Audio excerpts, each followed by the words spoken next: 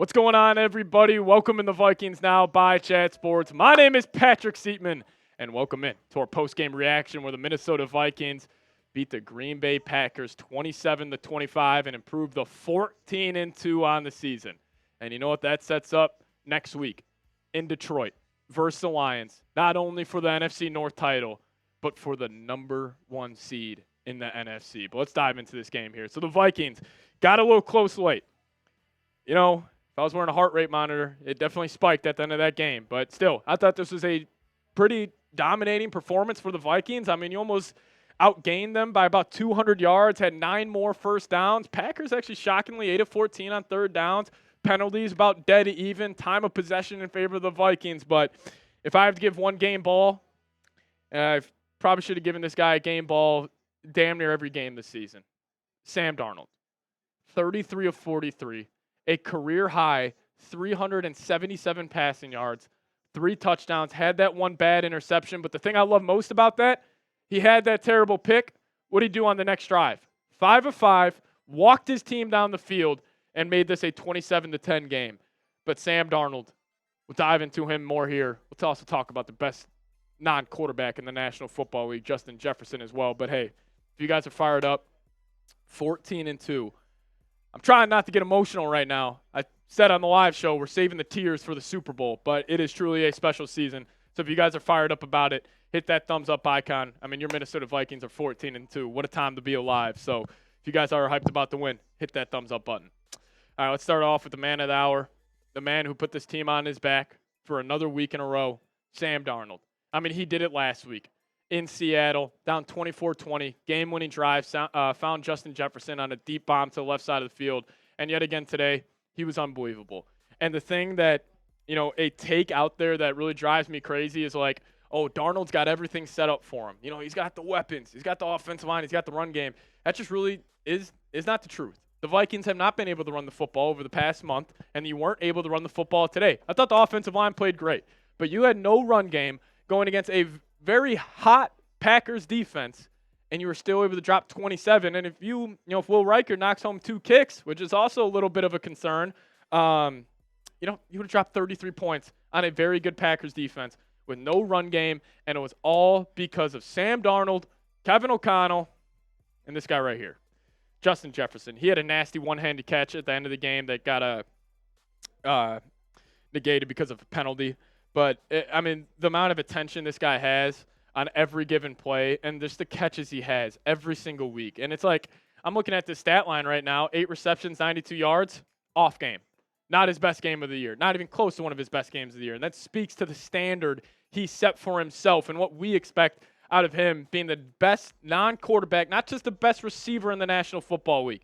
If you take out Josh Allen, Joe Burrow, Lamar Jackson, and Patrick Mahomes, I'd have this guy as 5. I think he's the 5th best player in the entire sport.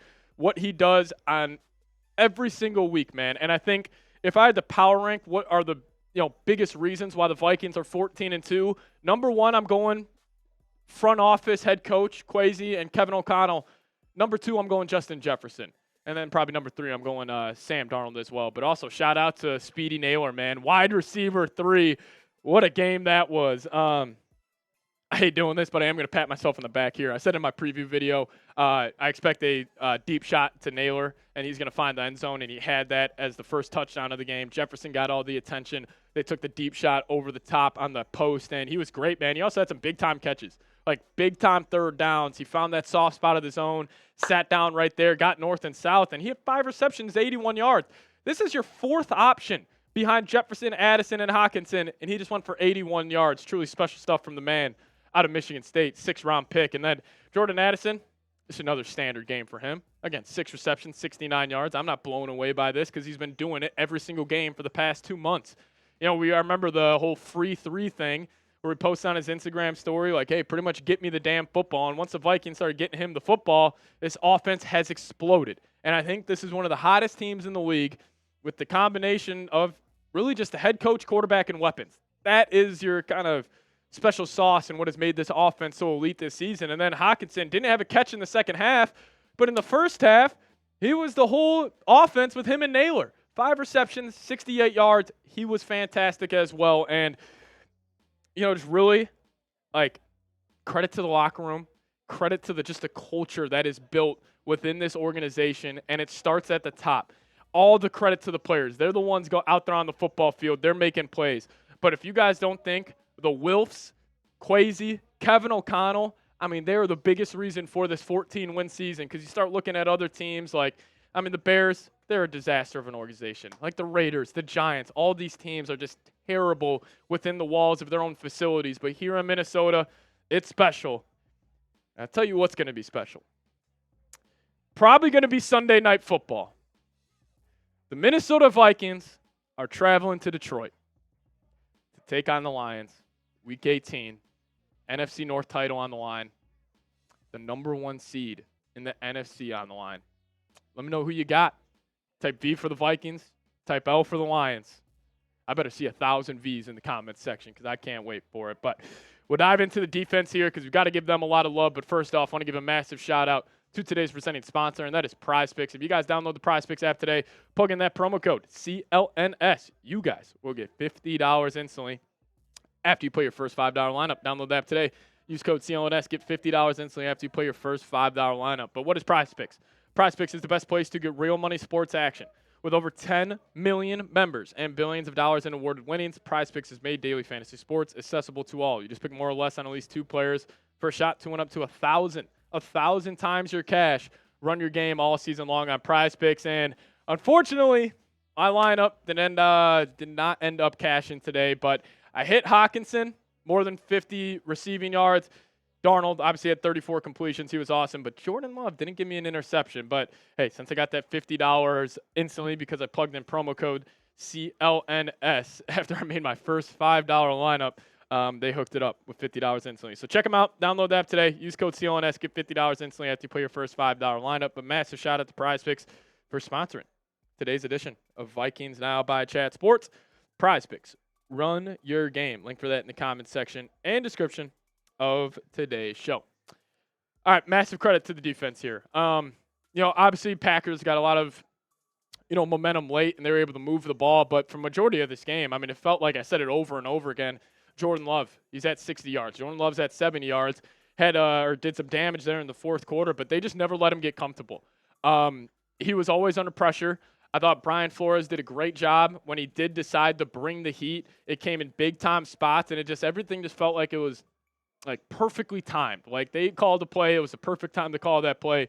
And you were definitely able to force Jordan Love into one of his, worst games over the last couple of months. And, Josh Jacobs came in. What did he have? 62 yards at half here? Only ended up with 69 yards. It kind of went away from the run in the second half. They probably should have done that in the first half, but still able to slow down the run. That was my biggest concern heading into this game. Can you match the physicality of the Packers? And I'll tell you what, I thought the Vikings were the more physical team. I'm kind of shocked I'm saying that. But you're able to stop the run. Emmanuel Wilson ended up finding the end zone as well. Romeo, he had a good game. He had some big-time third-down pickups for this offense. And again, really the passing attack didn't really do anything. I mean, Tucker Kraft, he had a big play of 35 yards, but, he wasn't as impactful as I thought he was going to be heading into this one. Wicks, he's a tremendous receiver. Listen, the Packers got all types of weapons, man. But the one guy you were able to slow down is Jaden Reed. Jaden Reed, I think, is one of the more underrated receivers in the National Football League. He's a weapon with the ball in his hands. And, the Vikings, you held them 1 reception, 6 yards. One concern from the game, though, has to be Will Reichard. I'm not totally worried about it just yet. But, again, obviously not ideal to have, your rookie kicker missing kicks heading into the biggest game, not just of the Vikings season, but of the whole NFL season. But, overall, you're 14-2. Fantastic. It's a great game, man. It's a truly special time to be a Vikings fan, and just Kevin O'Connell, Sam Darnold, shout out to y'all. But if you guys made it to the end of today's post-game show, give me a skull down below in the comments section. We'll be live for the Lions game next week. But if you guys made it to then, give me a skull down below. And also, I'm on Twitter, @PatSieps is a Twitter handle. Give me a follow over there, and I'll give you guys a follow right back. And we will see you guys next time as I'm looking on to the Kevin O'Connell locker room speech here, and he's fired up. I can't wait to go watch that after we sign off here. But thank you guys so much for watching today's show. See you guys next time. Skol Vikes.